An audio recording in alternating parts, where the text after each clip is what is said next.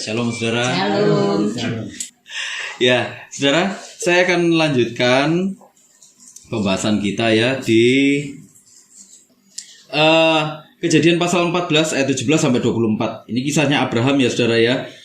Abram lebih tepatnya.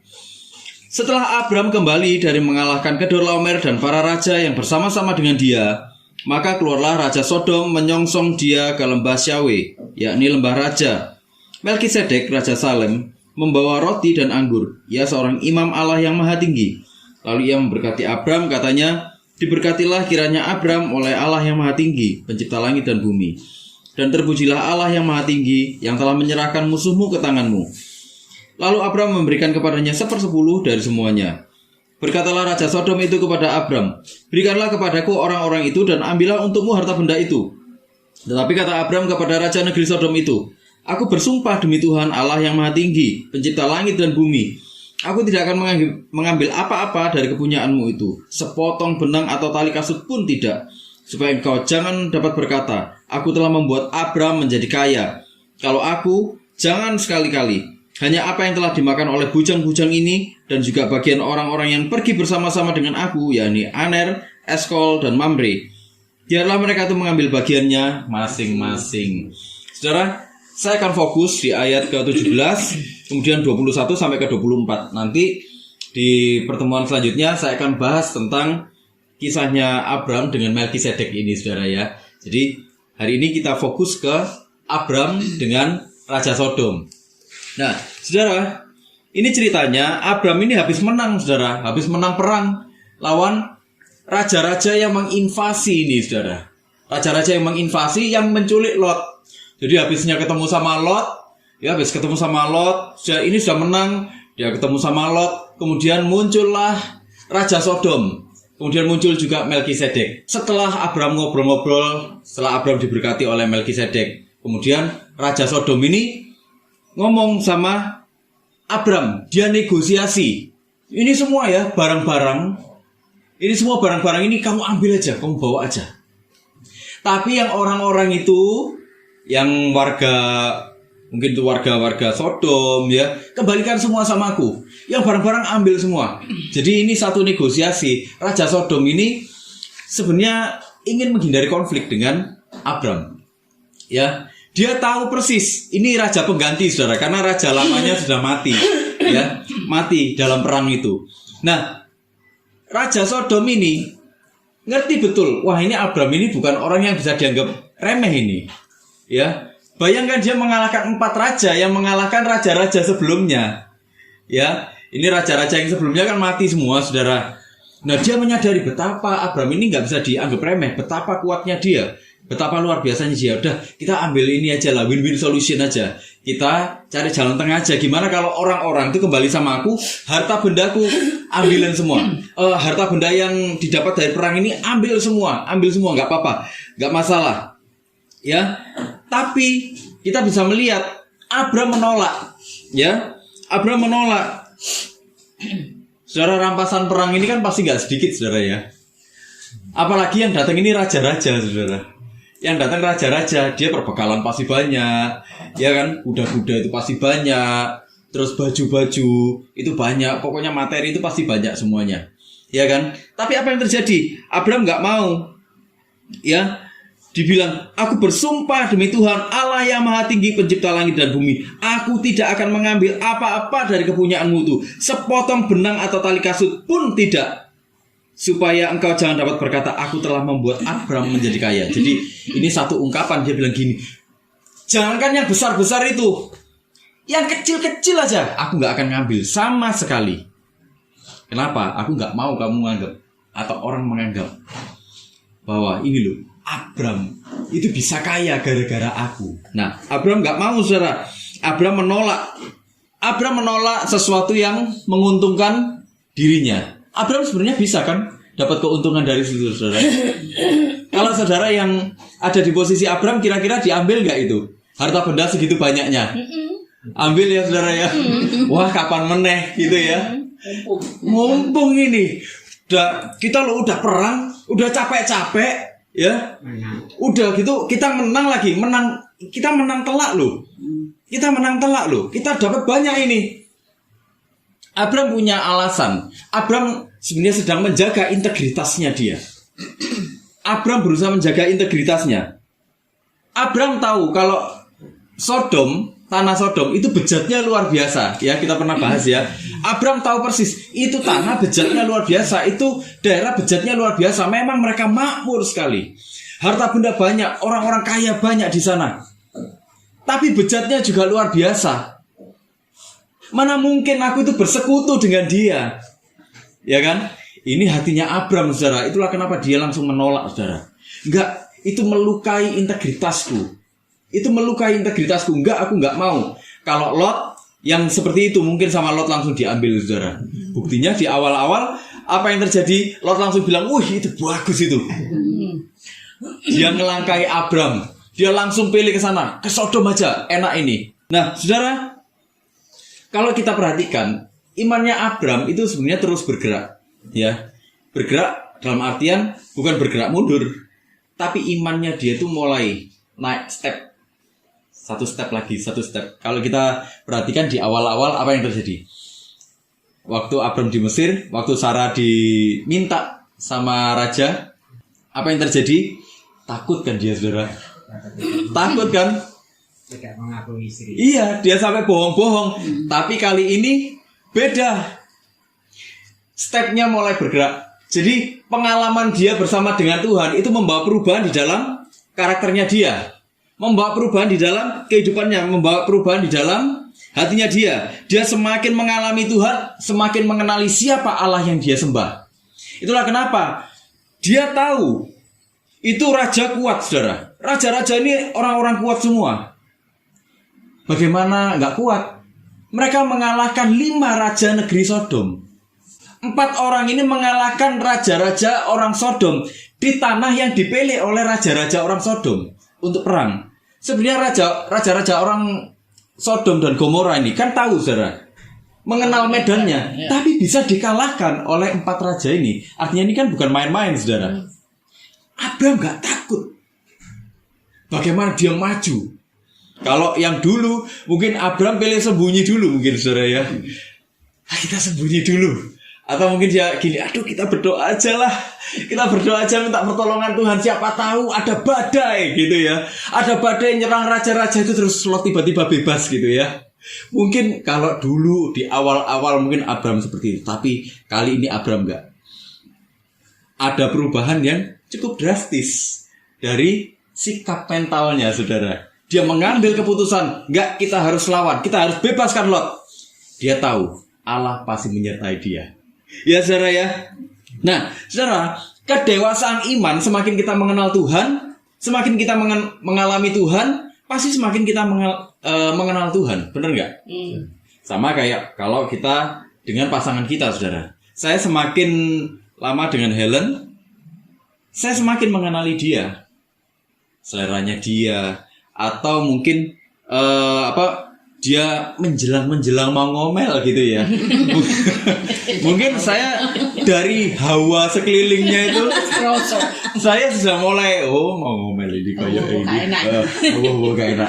Harus segera kita alihkan. Harus segera kita alihkan. Mau makan apa?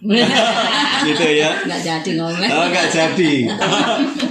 Nah, itu, saudara. Jadi semakin kita mengalami Tuhan, semakin kita intim dengan Tuhan, semakin juga kita akan mengenal Tuhan.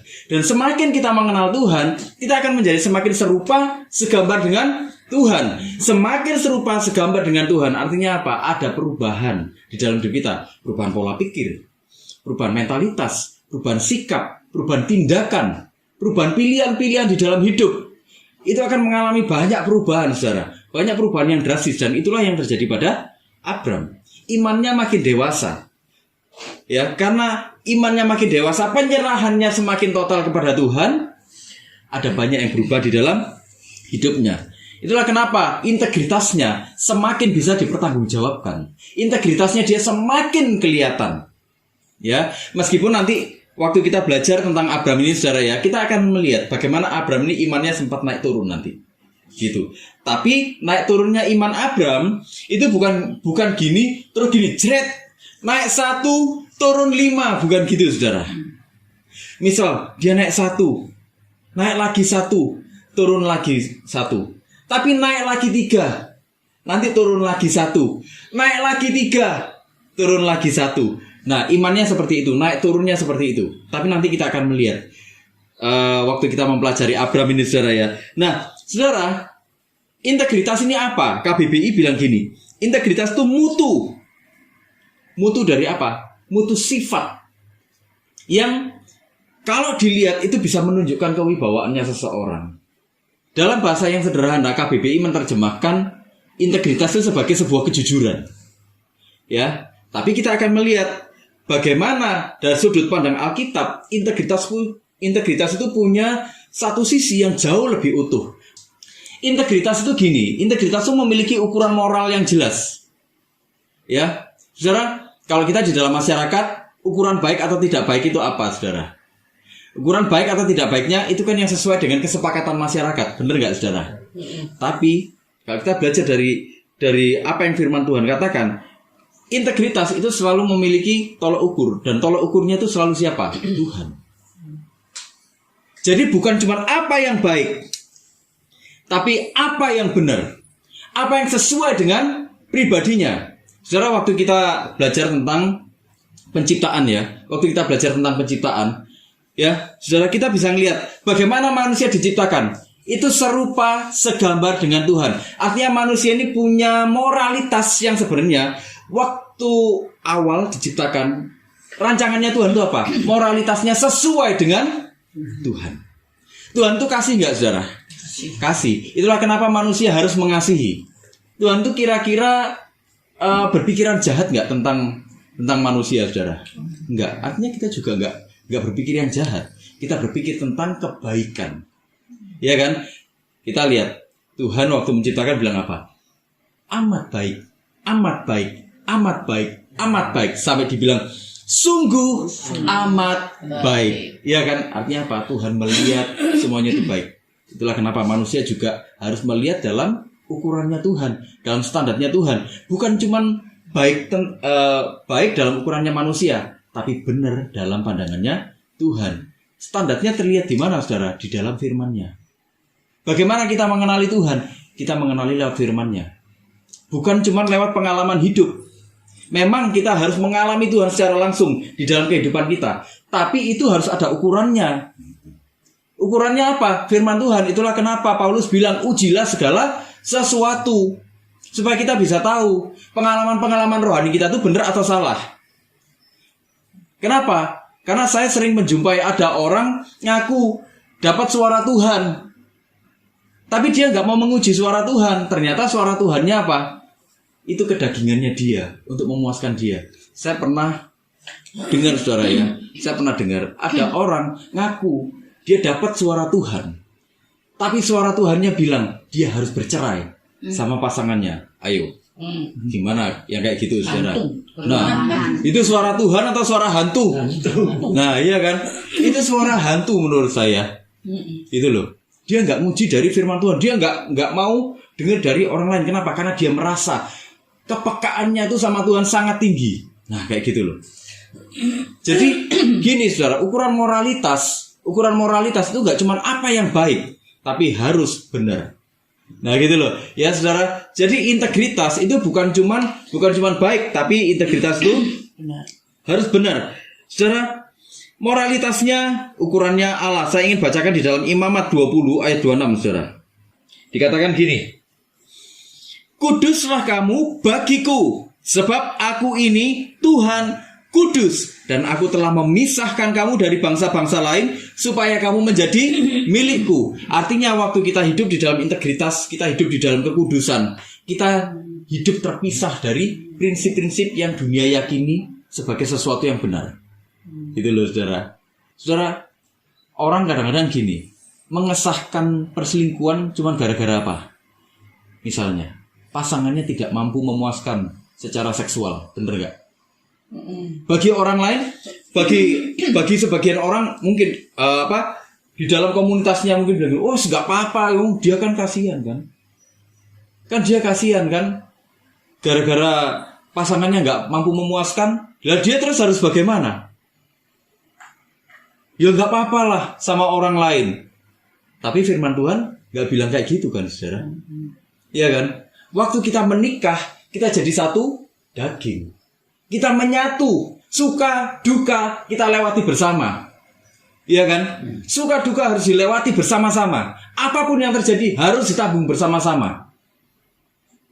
Itulah prinsip dari sebuah pernikahan. Bukan terus yang satu sedang alami nggak enak, sementara yang satu akhirnya merasa, aku dirugikan ini. Nggak bisa nih pernikahan yang kayak gini. Atau di dalam rumah tangga misalnya nggak ada anak. Lah kamu nggak punya anak. Ya aku sama orang lain aja yang bisa memberi aku anak.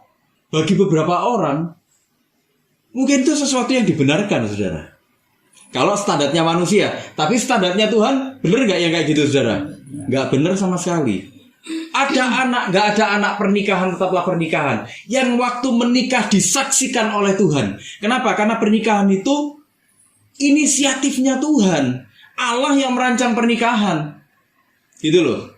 Anak, ya itu bonus saja. Kalau dikasih puji Tuhan, nggak dikasih pun Tuhan tetap punya rencana. Gitu loh. Iya kan? Nah, Tuhan dengan jelas bilang apa? Standarnya itu jelas. Standarnya terpisah dari dunia. Terpisah dari prinsipnya dunia. Bukan cuma baik, tapi harus benar. Nah, itulah yang Abraham lakukan waktu itu, saudara. Itulah yang Abraham lakukan. Dia nggak mau menyatu dengan prinsip-prinsipnya orang Sodom. Bahkan dia memegang barangnya aja dia nggak mau. Kenapa? Abraham takut tergoda mungkin. Karena dia tahu Lot tergoda. Lot begitu ditolong, apa yang terjadi, saudara? Balik. Wes.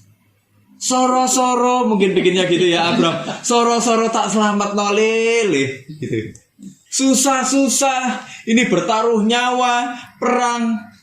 Ditanya, Lot rencanamu apa? Balik. Iya kan? Nggak greget no, saudara. Greget no kan Lot ini. Jadi Abraham ingin tetap menjaga hidupnya terpisah dari apa yang diyakini oleh Lot, apa yang diyakini oleh Raja Sodom ini tentang keuntungan, tentang harta benda, tentang kehidupan yang ada di dunia ini. Abraham tetap menjaga dirinya terpisah. Sama, kita pun tetap harus menjaga diri kita terpisah dari kehidupan yang diyakini oleh dunia. Secara bagi orang-orang dunia misalnya, kalau kita sudah kaya, misalnya kita ini berdoa, Tuhan berkati aku, Tuhan berkati aku. Waktu kita diberkati, saudara, godaannya apa? Godaannya pemuasan. Bener gak, saudara? Kita pasti, waktu kita mulai berkelimpahan materi, saudara, kita pasti kepingin beli ini, beli itu, kepingin memuaskan lagi, kesini, kesitu, bener gak, saudara? Tantangannya apa? Tantangannya kita berhadapan dengan hal-hal yang bersifat memuaskan. Itulah kenapa ada orang pada akhirnya gak mau cari Tuhan lagi. Waktu-waktunya dengan Tuhan mulai berkurang. Dia mulai ingin menikmati dunia. Menikmati yang orang bilang menikmati apa yang Tuhan percayakan. Kayaknya rohani loh, saudara. Kayaknya rohani. Iya, menikmati hidup. Menikmati apa yang Tuhan percayakan. Kayaknya rohani, tapi roh halus, saudara. Iya kan? Segala sesuatu yang membuat kita jauh dari Tuhan, itu bukan berkat. Ya, saudara ya. Tapi orang-orang yang hidup di dalam pergumulan, godaannya apa, saudara? Godaannya adalah kemudahan. Benar nggak? Kita berdoa, Tuhan berkati aku, Tuhan berkati aku, Tuhan berkati aku. Tiba-tiba ada orang nawari, mau tak kesempatan ini, misalnya, mau tak kesempatan yang kayak gini, ya nggak apa-apa lah, kita ngakal-ngakali dikit kayak gitu.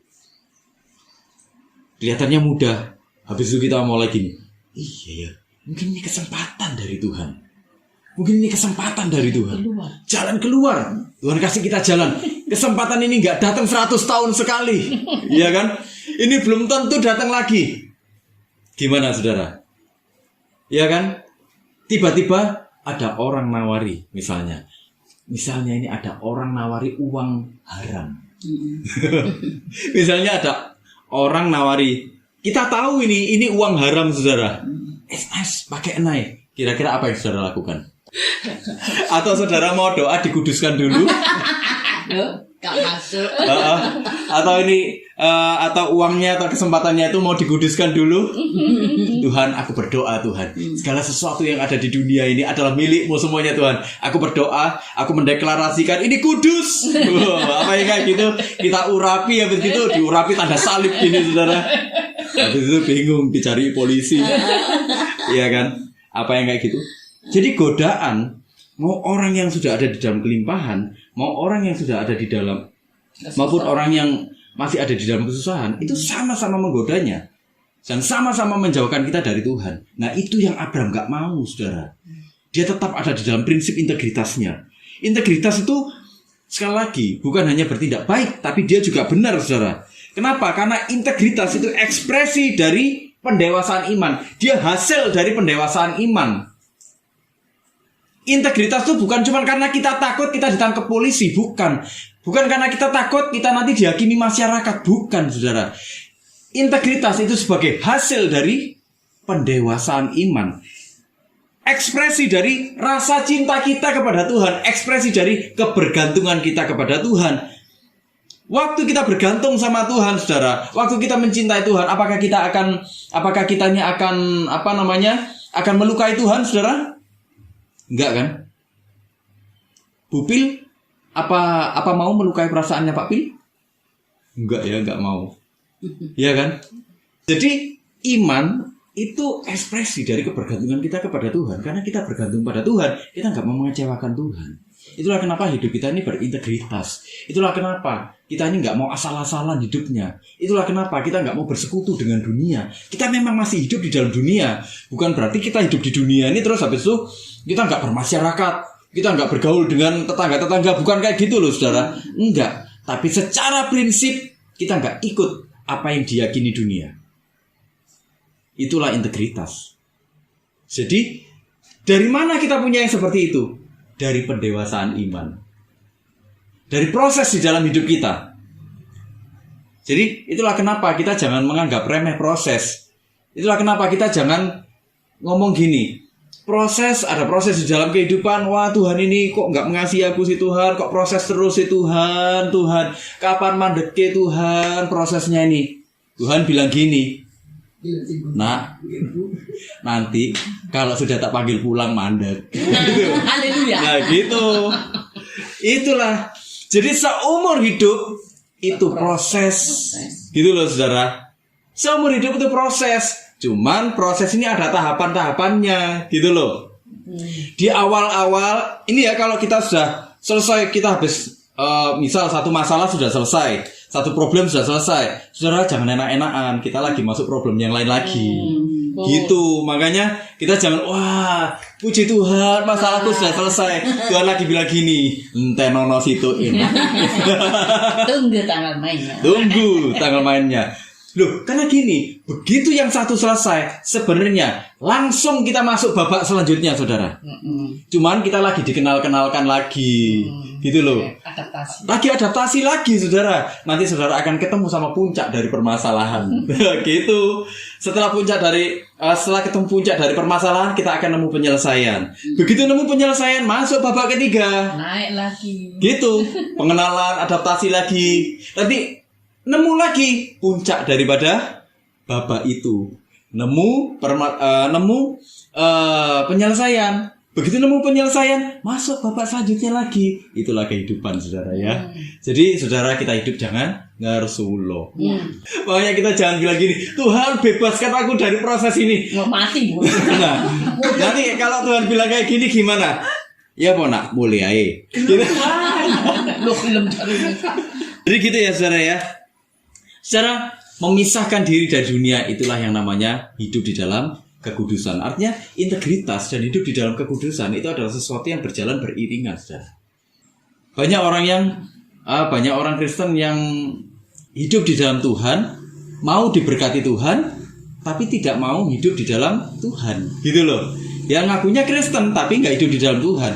Mereka tetap hidup di dalam prinsip-prinsip yang diyakini dunia, yang membuat dunia nyaman. Ya, sogok-sogok lah, gitu. Ya, sogok-sogok didik lah, gak popo lah, gitu ya kan? Yang kayak gitu-gitu. Terus ya kita terima-terima dikit-dikit, nakal-nakal dikit gak apa-apa lah. Yo namanya klien, kita masa gak nemeni. Dia gak nakal-nakal dikit ya kita ikut-ikut dikit lah. Ya kan? Yang kayak gitu-gitu kita sering dengar kan, Saudara. Tapi kita orang-orang Kristen, kita orang-orang percaya, kita gak melakukan yang seperti itu. Kita tetap hidup di dalam jalannya Tuhan. Gitu loh. Saudara, sejak awal Tuhan tuh memimpin Abram itu untuk memisahkan diri dari pengaruh kebejatannya Sodom. Tahu dari mana? Tuhan tuh tahu karakternya Abram ini ngalahan sebenarnya. Ngalahan. Itulah kenapa ya dipertemukan dengan Lot yang seperti itu, Lot yang oportunis, Lot yang serakah. Abram pada akhirnya ngomong, "Kamu pilih Lot. Kalau kamu ke sana, aku nanti ke sana. Kita berlawanan arah aja." Ya kan? Apa yang terjadi?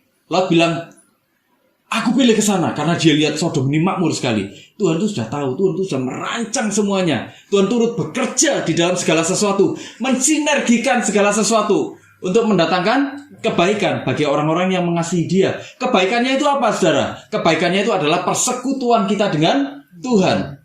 Kebaikan yang dimaksud Tuhan itu bukan melulu soal materi, tapi kesempatan kita untuk bersekutu dengan Tuhan itu adalah kebaikan yang paripurna. Itu adalah kebaikan yang sesungguhnya. Karena tidak ada kebaikan tanpa persekutuan dengan Tuhan. Jadi Tuhan tuh merancang supaya Abram gak ke sana. Abram memilih arah yang berlawanan. Supaya apa? Supaya Abram terpisah dari kebejatannya orang-orang Sodom. Gitu loh. Dari situ dia semakin menikmati persekutuan dengan Tuhan. Itulah kenapa dia bisa menolak hal-hal yang menggiurkan yang ditawarkan oleh Raja Sodom. Saudara, Sodom itu kan kota metropolis, kota besar, fasilitas lengkap, untuk bisnis pun lengkap. Kenapa? Kok Tuhan gak izinkan Abram ke sana? Padahal kalau kita sekarang ini, Saudara, kalau kita ada di posisi Abram dan Lot waktu itu, kira-kira Saudara, kita ngamuk gak? Lo pilih sungguhan, pilih duluan. Ngamuk kan? Gak bisa loh, yo. Aku sih. Kamu tuh apa sih? Kamu tuh ponaan lebih muda. Ya yang tua dulu yang milih. Kita pasti gitu, bener gak, Saudara? Kalau orang-orang zaman sekarang loh, Saudara, dengan egoisme yang seperti itu, orang zaman sekarang gak bisa loh. Om dulu yang pilih, kamu nanti belakangan. Tapi apa yang terjadi? Enggak. Abram tuh ngalah, hatinya tuh lembut sekali. Dan itulah yang dipakai oleh Tuhan. Tuhan membawa dia dalam persekutuan semakin luar biasa dengan Tuhan. Itulah kenapa dia bisa hidup berintegritas. Dia bisa memisahkan diri dari dunia. Roma 12 ayat 2, Saudara. Tapi saya akan bacakan dari versi ini, Saudara. Versi terjemahan sederhana. Dikatakan gini. Artinya kita tidak boleh lagi mengikuti cara hidup yang tidak baik yang sudah menjadi kebiasaan orang-orang duniawi. Tetapi marilah kita menyerahkan tubuh kita sebagai korban persembahan kepada Allah, dan Dia akan memperbarui pikiran kita sehingga kita bisa mengetahui apa yang menjadi kehendak Allah bagi kita dan apa yang terbaik di dalam setiap keadaan. Maksud saya, kita bisa mengerti dan memilih apa yang baik dan yang paling tepat bagi kita, serta apa yang menyenangkan bagi Tuhan. Ini adalah sebuah prinsip dasar etika yang dikemukakan oleh Paulus. Waktu kita menjalani kehidupan sehari-hari, kita memilih. Di dalam hidup sehari-hari kita ini dihadapkan dengan pilihan-pilihan kan? Bener gak? Itulah etika. Bagaimana kita memilih? Nah, dasar dari etikanya Paulus itu seperti ini. Jangan menjadi serupa dengan orang-orang dunia, tetapi serahkanlah semuanya supaya Tuhan itu memperbarui pikiranmu. Dengan Tuhan memperbarui pikiranmu, engkau akan mampu memilih. Memilih apa? Memilih yang menyenangkan Tuhan. Karena di dalam hidup ini sebenarnya pilihannya cuma dua. Pilihannya menyenangkan Tuhan atau mengecewakan Tuhan. Dah, pilihannya cuma itu aja di dalam hidup ini. Waktu kita pelayanan sekalipun, pilihannya dua. Kita ingin menyenangkan Tuhan atau tidak menyenangkan Tuhan. Bagaimana kita menyenangkan Tuhan? Kita melakukan semuanya yang terbaik sesuai dengan apa yang Tuhan firmankan. Bagaimana caranya kita tidak menyenangkan Tuhan di dalam pelayanan? Kita memilih semuanya kemuliaan bagi dua. Segala kemuliaan bagi dua, gitu, bukan bagi dia. Dalam hidup ini pilihannya cuma ada dua, menyenangkan Tuhan atau tidak menyenangkan Tuhan. Waktu kita berkeluarga, gitu saudara ya, pilihannya cuma ada dua, menyenangkan Tuhan atau tidak menyenangkan Tuhan di dalam keluarga ini. Waktu kita bekerja, dalam pekerjaan kita, pilihannya juga cuma ada dua, mau menyenangkan Tuhan atau nggak menyenangkan Tuhan. Itu loh. Bagaimana caranya kita menyenangkan Tuhan di dalam pekerjaan kita? Alkitab ngasih kita rambu-rambu. Pengkhotbah 9 ayat 10 bilang, apapun yang dijumpai tanganmu untuk dikerjakan, kerjakanlah itu apa? Sekuat tenagamu. Lakukan yang terbaik di dalam pekerjaanmu. Supaya apa? Lewat pekerjaan kita, nama Tuhan dipermuliakan.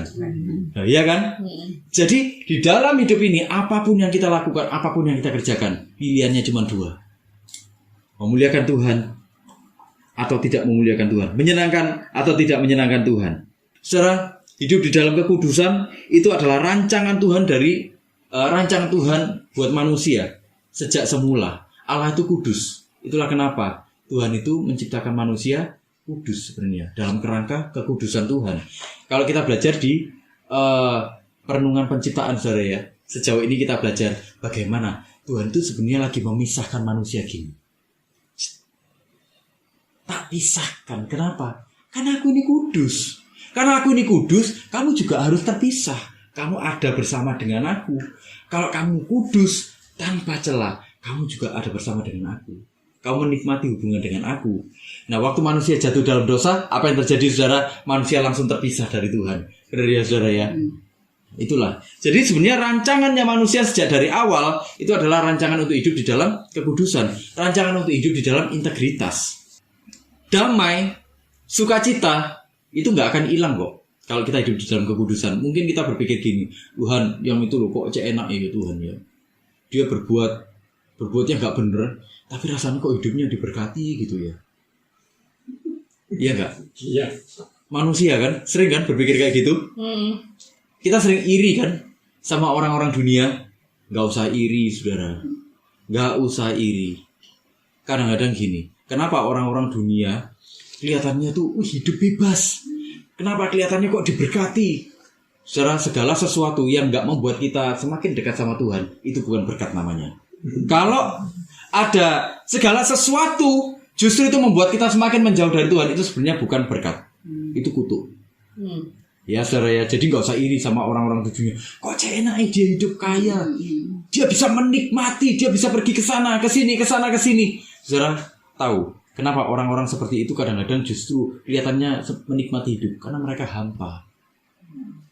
Karena mereka mengalami kehampaan, mereka berusaha mengisinya dengan apa yang ada di dalam dunia. Sementara orang Kristen sukacitanya nggak bersumber dari apa yang fana. Orang Kristen kebahagiaannya bersumber dari apa yang kekal, ada di dalam dirinya Tuhan Yesus itu sendiri. Itulah kenapa dia nggak perlu cari kemana-mana, dia nggak perlu iri sama siapa-siapa. Sementara orang-orang dunia dia rebutan status, siapa yang lebih hebat, siapa yang lebih kaya, bener nggak? Dia pergi kemana, tapi adakah yang memuaskan hidupnya? Dia tetap merasa ada sisi yang kosong di dalam hidupnya. Itulah kenapa semakin dia mencari, semakin dia nggak terpuaskan. Sementara kita orang-orang percaya, kita ada di dalam Tuhan. Bahkan kita makan tempe penyet, saudara, kita ada mengalami kepuasan. Tenang. Iya kan? Makan mulu, enak luar biasa. Iya kan? Tidur di ranjang, enak luar biasa. Kadang-kadang bahkan kipas anginan juga masih enak. Iya kan? Bener nggak? War. Tetap enak, kita bisa tidur nyenyak. Artinya apa? Kalau kita ini hidup di dalam integritas, kita akan menjadi orang-orang yang berbeda. Mungkin kita dibenci sama dunia, saudara. Ada orang yang nggak suka sama orang yang hidup bener, iya nggak? Semua itu tetap kontroversi kok, saudara. Kita mau hidup bener, tetap ada yang nggak suka, iya kan? Tapi jangan khawatir. Justru waktu kita hidup bener, itulah kesempatan bagi kita menunjukkan bahwa Allah itu ada. Kok bisa dia hidup seperti itu?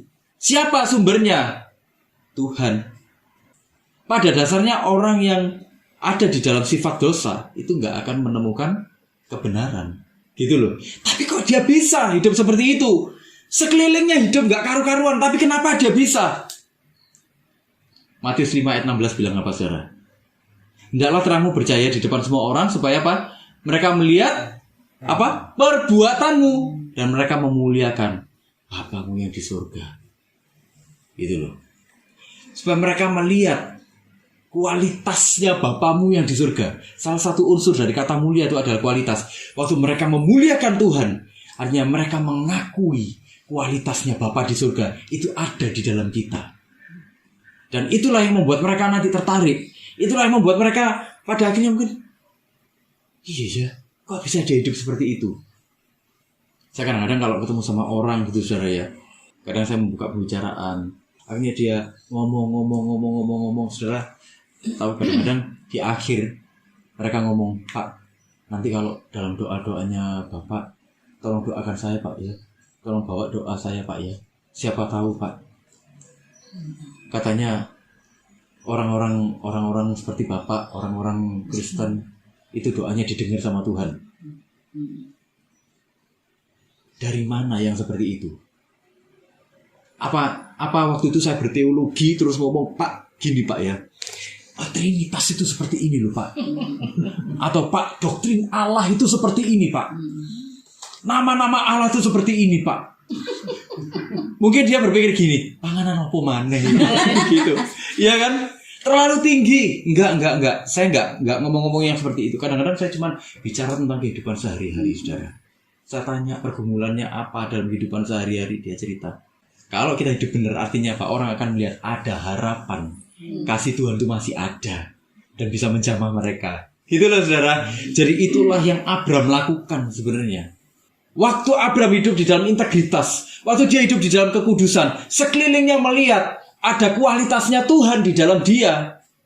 Sama dengan kita orang-orang percaya, waktu kita melakukan itu, orang melihat ada kualitas Tuhan di dalam hidup kita. Kita bisa dipercaya. Dan karena kita bisa dipercaya, mereka bisa melihat Tuhan itu juga bisa dipercaya. Kasih Tuhan itu pasti ada. Masih ada. Dan pasti ada. Dan karena pasti ada, kasihnya juga bisa menjamah aku. Ingatlah bahwa hidup dalam kekudusan itu nggak terjadi begitu saja. Hidup dalam kekudusan itu juga bukan bukan sekedar hidup, tapi itu hidup yang memancarkan kualitas Tuhan. Dari situlah, saudara, kita akan menunjukkan kepada dunia Tuhan itu ada. Amen. Harapan itu ada, kasih itu ada, dan kasihnya siap mengubahkan hidupmu. Itu yang dilakukan Abraham sampai akhirnya dia jadi bapak orang beriman, saudara. Ya, padahal kalau kita lihat hidupnya bagaimana, imannya naik turun juga, saudara. Tapi Tuhan pakai dia. Kalau Tuhan pakai Abraham, Tuhan juga pakai kita semuanya. Saudara, jangan gentar dengan apa yang terjadi di dalam kehidupan. Tetaplah hidup di dalam integritas. Tetaplah terpisah dari prinsip-prinsipnya dunia. Sekalipun kita masih hidup di dalam dunia, tapi tetaplah terpisah dari prinsip-prinsipnya. Tetaplah hidup di dalam Tuhan. Dan Tuhan akan pakai kita semuanya. Amin. Sama seperti Tuhan pakai Abraham, Tuhan akan pakai kita semuanya. Jangan menyerah, saudara. Tuhan pasti sertai kita semua. Tahun 2024, Allah kita, Allah Immanuel, saudara, dia gak pernah tinggalkan kita. Kita yang hidup di dalam kekudusan, kita yang hidup di dalam Dia, Tuhan tidak akan pernah tinggalkan kita.